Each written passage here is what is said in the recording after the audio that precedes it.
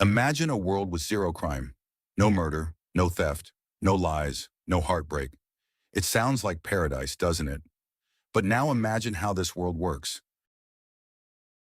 Imagine that every time you want to scream in anger, your mouth refuses to open. Every time you want to be selfish, your body is forced to be generous. Every time you want to walk away from someone, an invisible force makes you stay. In this world, you never do anything wrong, but you also never choose to do anything right. You are safe, but you are a prisoner in your own body. Now ask yourself, is this a good world, or is it a horrifying nightmare? This is the answer to the question atheists ask every day. If God is all-powerful, why didn't he just create a world where we could not sin? The answer is terrifyingly simple, because God did not want a universe filled with robots. He wanted a universe filled with sons and daughters, and the price of that relationship was the possibility of hell. Today, in part 2 of our series, we are going to explore the dangerous gift of free will and why God thought you were worth the risk. To understand free will, we have to understand love, because you cannot have one without the other. Imagine a man who is desperately in love with a woman, but she does not love him back. He has two choices. Choice A, he can win her heart over time. He can serve her, care for her, and wait for her to freely choose him. This is difficult, and there is a risk she might say no forever. Choice B, he can use a love potion or a computer chip implant. He gives her the potion, and instantly her eyes glaze over. She smiles. She hugs him. She says, "I love you." She never leaves his side. She never argues. Now here's the question. Does she love him?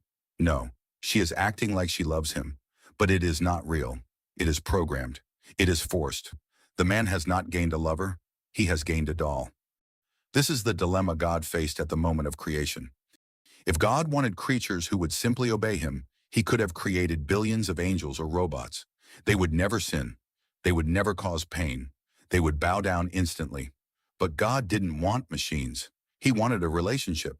And by definition, love must be free. The philosopher Alvin Plantinga, who formalized this exact argument in the 20th century, put it plainly. A world containing creatures who are significantly free and freely perform more good than evil is more valuable than a world with no free creatures at all, even one with no evil in it.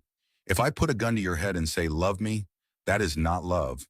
That is a hostage situation.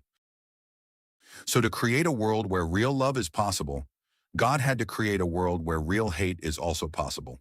To create a being capable of good, he had to create a being capable of evil. You cannot give someone the power to say yes without giving them the power to say no. If you remove the no, the yes becomes meaningless. C.S. Lewis, the great thinker, explained it perfectly. God created things which had free will. That means creatures which can go wrong or right.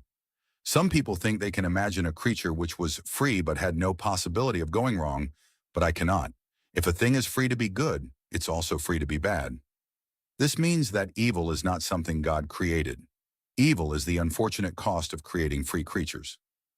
Centuries earlier, St. Augustine arrived at the same conclusion while wrestling with his own history of sin. He described evil not as a thing God made, but as a privation, a hollowing out of the good, the way darkness is not a substance, but simply the absence of light. God did not manufacture darkness. He made light and gave us the freedom to turn away from it. When God created Adam, or humanity, he took the ultimate risk.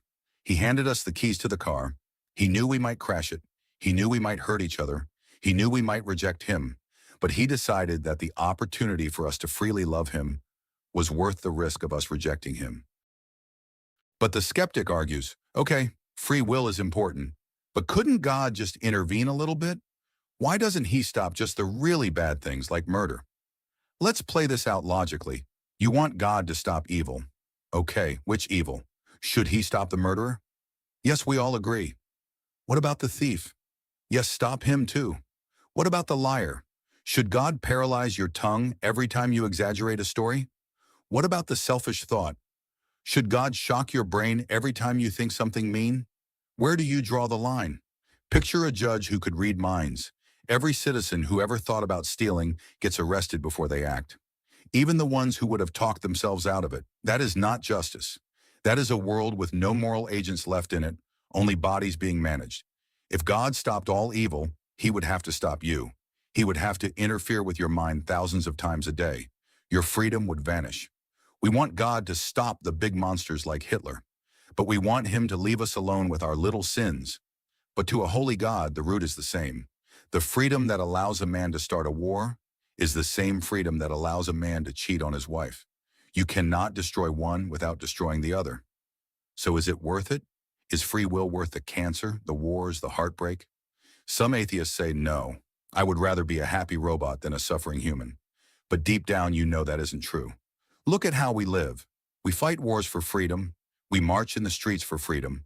We put criminals in prison, which is simply the removal of freedom, and we consider it the worst punishment. We value freedom above everything else. Why? Because without it, we are not human.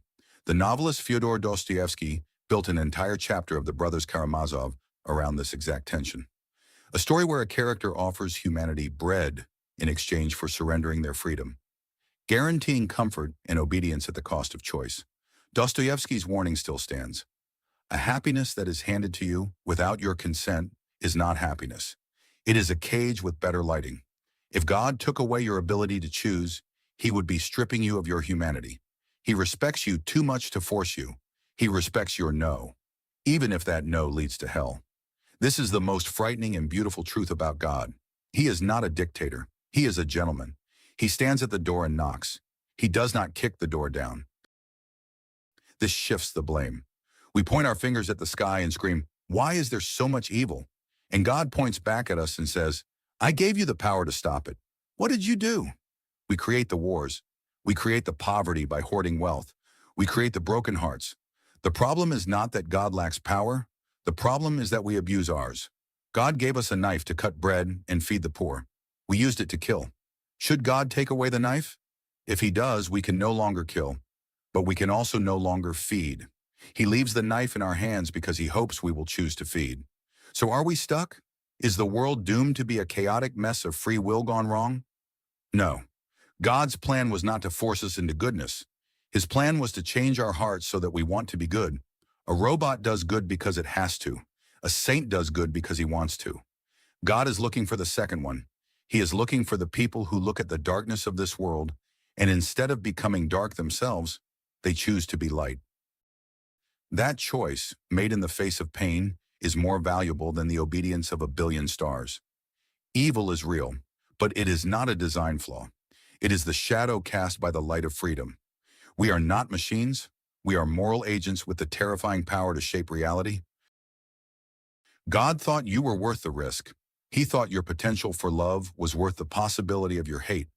The question is, will you prove him right? But this brings up another problem. If God is all-powerful, can he create a rock so heavy he cannot lift it? Does logic limit God? And why does he seem so hidden?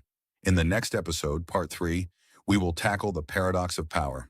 Subscribe because we are going deeper into the mind of the Creator.